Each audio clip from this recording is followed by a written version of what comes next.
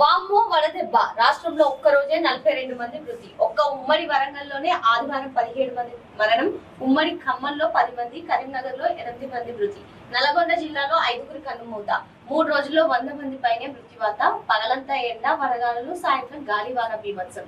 ఆదివారం పలు జిల్లాల్లో వర్షాలకు తడిసిన ధాన్యం, మక్కలు. హైదరాబాద్ సహా అనేక ప్రాంతాల్లో 43 డిగ్రీలకు పైగానే. సో మరి ఎప్పుడు లేనంతగా ఈసారి 46 డిగ్రీలకు పైగా కూడా ఉష్ణోగ్రతలు నమోదవుతున్నటువంటి నేపథ్యం. సో మొన్న చూసుకున్నట్లయితే ఉమ్మడి వరంగల్ జిల్లాలో ఏ విధంగా మృత్యువాత పడ్డారో మనందరం చూసిన పరిస్థితి. సో ఇక్కడ రాష్ట్రంలో ఒక్క రోజే 42 మంది మృతి చెందినటువంటి పరిస్థితి.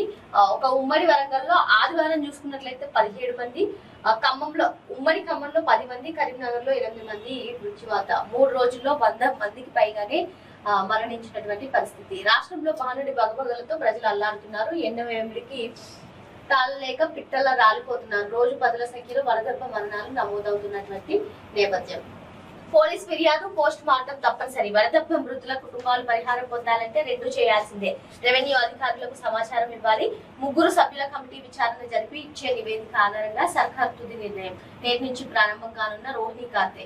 రాష్ట్రంలో నేడు రేపు గరిష్ట ఉష్ణోగ్రతలు, వాతావరణ శాఖ హెచ్చరిక. సో ఏదైతే ఎక్స్గ్రేషియా ప్రకటించారో ప్రభుత్వం తరఫున, సో ఆ ఎక్స్గ్రేషియా రావాలి అంటే పోలీస్ ఫిర్యాదు, పోస్ట్ మార్టం తప్పనిసరి అని చెప్పి చెప్పినటువంటి నేపథ్యం. వడదెబ్బ మృతుల కుటుంబాలకి ఈ ఎక్స్గ్రేషియా కావాలి అంటే వాళ్ళు ఖచ్చితంగా అటు పోలీస్ ఫిర్యాదు, పోస్ట్ మార్టం నిర్వహించుకోవాలి. సో ఇది రెవెన్యూ అధికారులకు కూడా సమాచారం ఇవ్వాలి. 3 సభ్యుల కమిటీ విచారణ జరిగిన తర్వాత ఇచ్చే నివేదిక ఆధారంగా సర్కారు ఫైనల్ డెసిషన్ తీసుకోనున్నారు.